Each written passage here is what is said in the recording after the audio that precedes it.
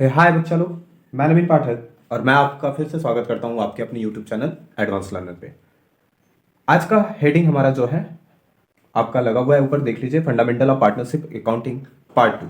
यानी कि इसके पहले हमने एक लेक्चर जो है इससे रिलेटेड बना चुके हैं, जिसमें हमने पार्टनरशिप की बिल्कुल बेसिक चीज़ें बताई थी। पार्टनरशिप क्या है, पार्टनरशिप डीड क्या होता है, पार्टनरशिप डीड के एब्सेंस में जो है लॉ कैसे जो है लागू होते हैं, अप्लाई होते हैं। ठीक है, ये सारी चीज़ें हमने जो है वहाँ पे पिछले लेक्चर में आपको बिल्कुल बेसिक्स एकदम मैंने आपको पहले लेक्चर में समझा चुका है। ठीक है, तो आप अगर अब तक वो वीडियो नहीं देखे हैं तो आप जाकर के उस वीडियो को वॉच कर सकते हैं, देख सकते हैं। वहां से आपका जो है पार्टनरशिप का बेसिक फंडा एकदम क्लियर हो जाएगा कि पार्टनरशिप है क्या, जिसमें हमने आपको वहां पे एलएलपी भी बताया है कि लिमिटेड लायबिलिटी पार्टनरशिप क्या होती है। ये सारी चीजें मैंने उस पिछले लेक्चर में आपको ऑलरेडी बता चुका है। आज का जो हमारा टॉपिक है या आज का जो हमारा लेक्चर है वो होने वाला है कि फंडामेंटल ऑफ पार्टनरशिप अकाउंटिंग में हमको पढ़ना क्या क्या है। ठीक है, यानी कि special aspect of partnership account आज हम बात क्या करेंगे।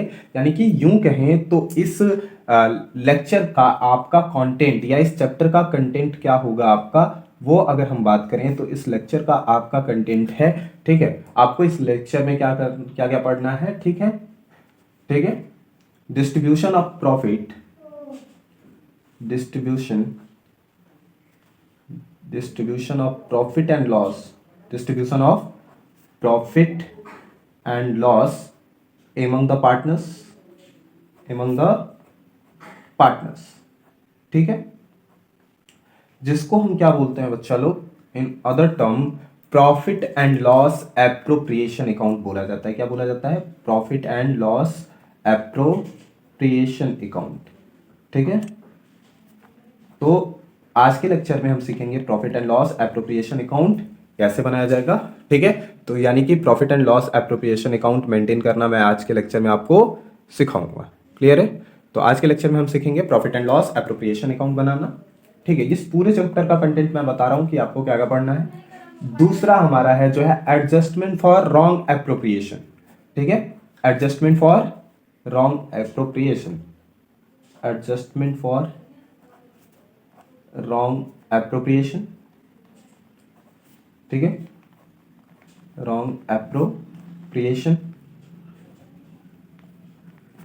और थर्ड हमको पढ़ना है जो है इसमें maintenance of partners capital account, maintenance of partners capital account,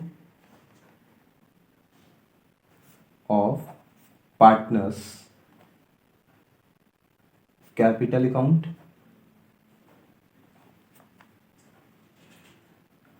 and journal entry, and journal entry. ठीक है, तो ये हमारे कंटेंट हैं जो इस चैप्टर से रिलेटेड हैं, जो इस चैप्टर में आपको पढ़ना है। क्या क्या पढ़ना है? Distribution of profit and loss among the partners, या यूं कह लीजिए maintenance of profit and loss appropriation account, adjustment for wrong appropriation. Third हमारा है maintenance of partners capital account and journal entry. ठीक है, तो चलिए आज हम लोग जो है पहले सीखेंगे क्या।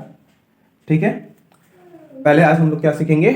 Profit and loss appropriation account बनाना। तो चलिए जल्दी जल्दी शुरू करते हैं। आप अपनी पेन और कॉपी निकाल लें, साथ में नोट्स बनाते चलें। मैं आज के लेक्चर में आपसे एक आध क्वेश्चन भी करवाऊंगा, एक आध क्वेश्चन की प्रैक्टिस भी करवाऊंगा। फिर आगे आपका कैपिटल अकाउंट आएगा, एडजस्टमेंट आएगी और मैं आपको जनरल एंट्री भी सिखाऊंगा। तो चलिए बिना किसी देरी के आज का लेक्चर शुरू करते हैं। तो आज हम सबसे पहले किसकी बात करने वाले हैं कि profit and loss appropriation account होता क्या है। What is profit and loss appropriation account? आज हम क्या सीखने वाले हैं? Profit and loss appropriation account. ठीक है, आज का हमारा लेक्चर किस पे है? Profit and loss appropriation. Video में बने रहिए, स्किप मत करिएगा, आराम से देखते जाइए। आपको एक एक चीज मैं बिल्कुल बेसिक से समझाऊंगा, एकदम इजीली समझ में आ जाएगा और मैं इससे रिलेटेड आपको क्वेश्चन भी कराते जाऊंगा, जिससे आपको कभी भी कुछ भी प्रॉब्लम ना हो। ठीक है, और यदि आप profit and loss appropriation account सीख लिए, ठीक है, अगर आप profit and loss appropriation account सीख लिए तो समझ लीजिए इस चैप्टर का काम आपका हो गया है। ठीक है, तो चलिए profit and loss appropriation account क्या होता है।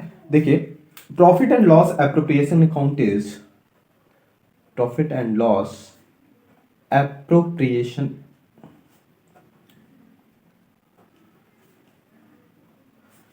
account is merely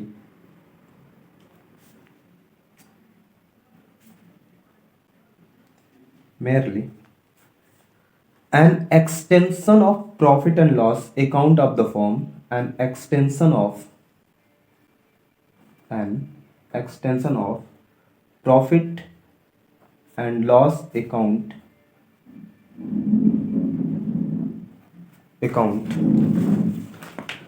of the firm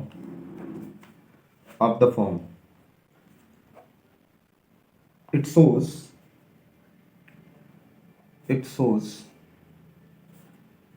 how the profits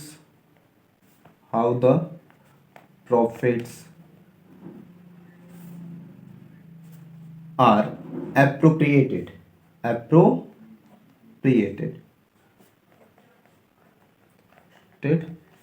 distributed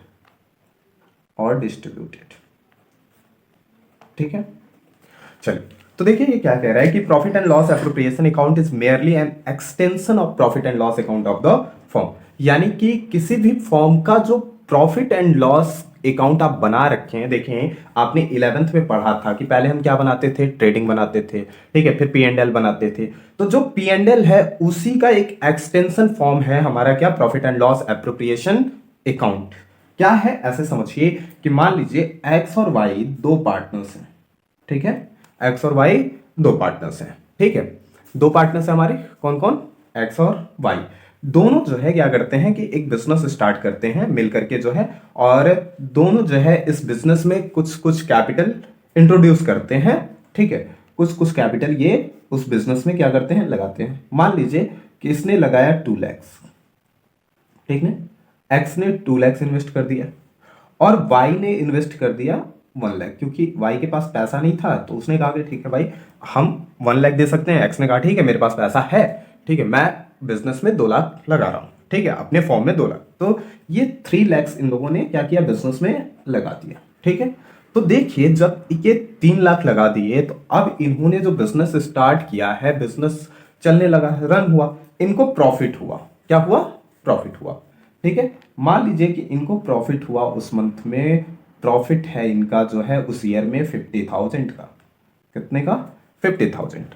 अब जो 50,000 का प्रॉफिट है, ठीक है, उस प्रॉफिट को ये दोनों आपस में क्या करेंगे, बांटेंगे, यानी कि डिस्ट्रीब्यूट होगा, ठीक है, क्या होगा, डिस्ट्रीब्यूट होगा, ठीक है। तो जब ये दोनों प्रॉफिट, ये जो प्रॉफिट है ये इनके बीच में डिस्ट्रीब्यूट होना है।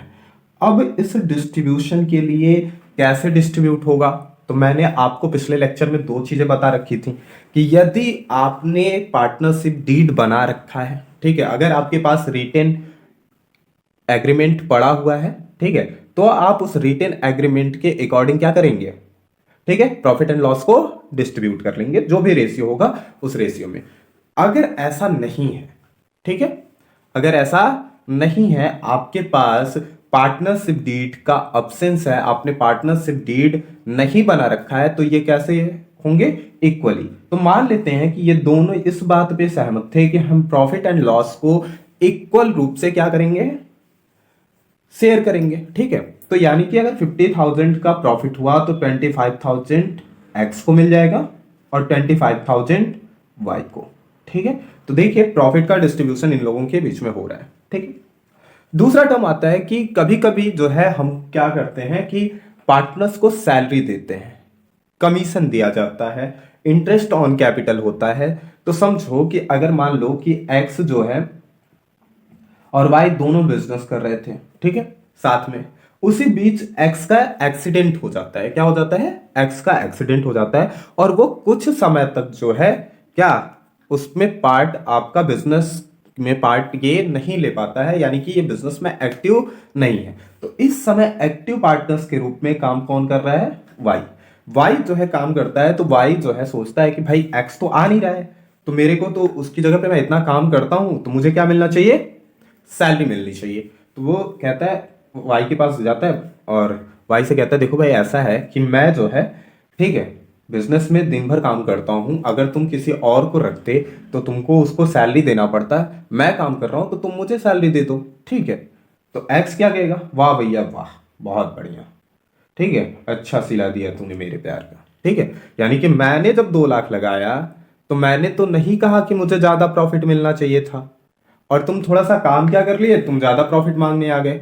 तो ऐसा करो, ठीक है, तुमको ज्यादा क्या, तुम उसके बदले में हमसे क्या मांग रहे हो, सैलरी, थोड़ा सा काम किया ज्यादा कर लिए, सैलरी मांगने लगे। और मैंने जो है तुमसे ज्यादा पूंजी लगा रखी है, डबल पूंजी लगा रखी है, कैपिटल ज्यादा इन्वेस्ट किया है, तो मैंने तो कभी नहीं कहा कि मुझे जो है उस कैपिटल पे इंटरेस्ट दो। तो वो कहेगा नहीं नहीं भाई, मुझे भी क्या करो, कैपिटल पे इंटरेस्ट दो।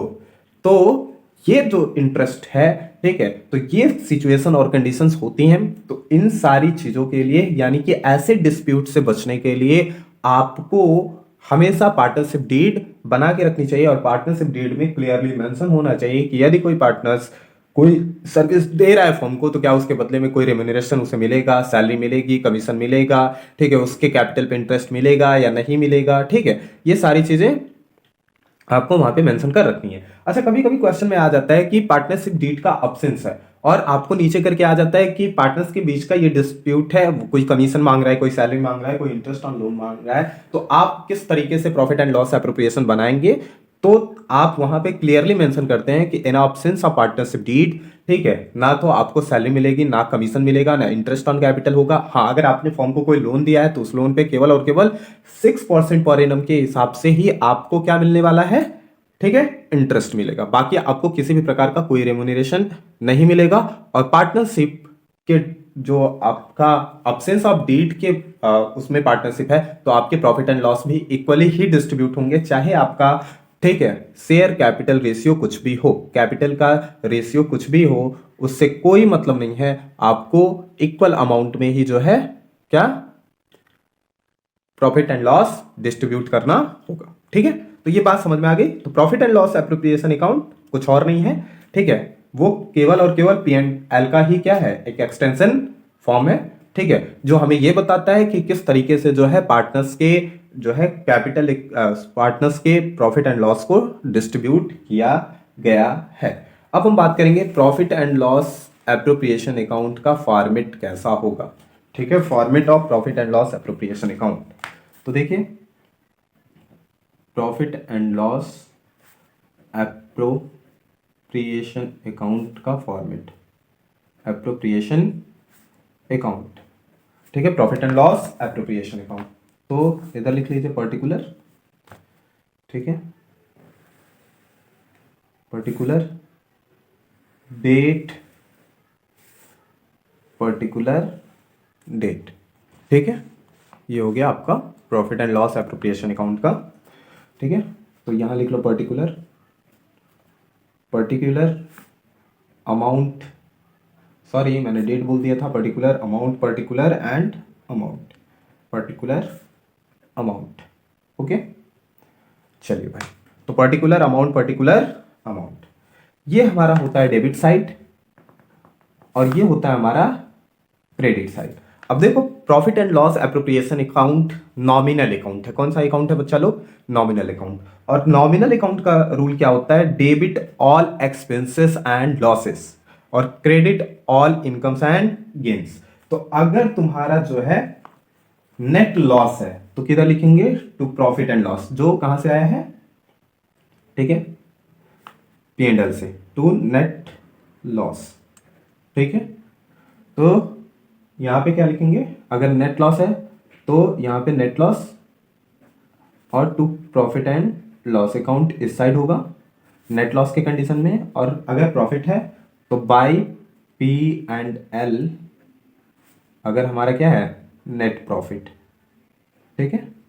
और यहाँ पे जो भी अमाउंट होगा उस अमाउंट को डाल देंगे, यहाँ पे जो भी अमाउंट होगा उस अमाउंट को डाल देंगे।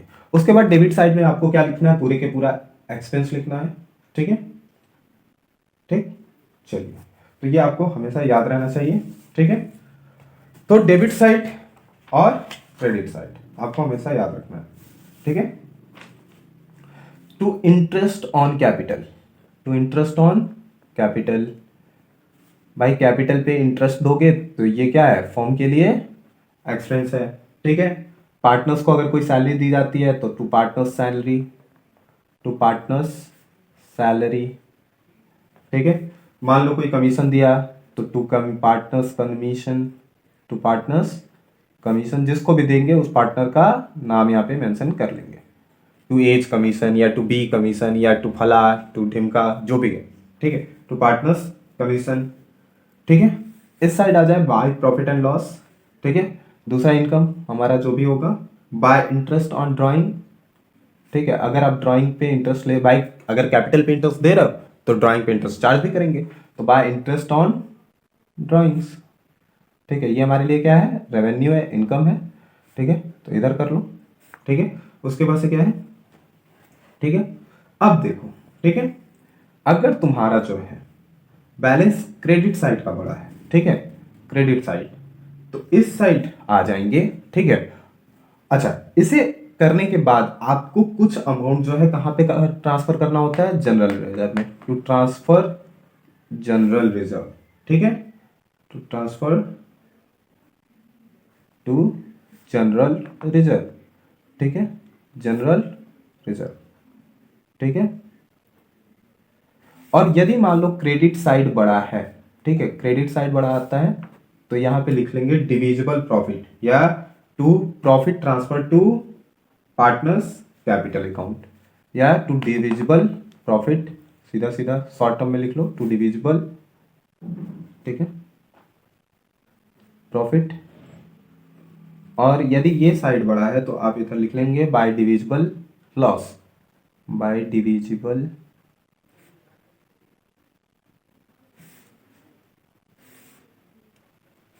लॉस, ठीक है। लिख करके इसे आप टोटल कर देंगे, ये बन गया आपका profit and loss appropriation account का फॉर्मेट, ठीक है। चलिए इसमें एक क्वेश्चन ले लेते हैं हम, ठीक है, उसे करने की कोशिश करते हैं, ठीक है। देखिए क्वेश्चन आपसे कह रहा है,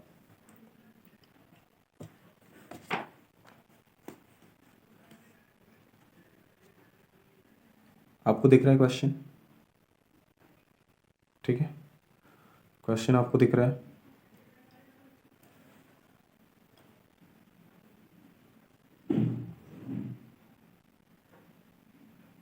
कह रहा है Amitabh and Babul are partners sharing profit in the ratio 3:2 with capital of rupees 500 and rupees 30,000 respectively. Interest on capital is agreed at 6% per annum.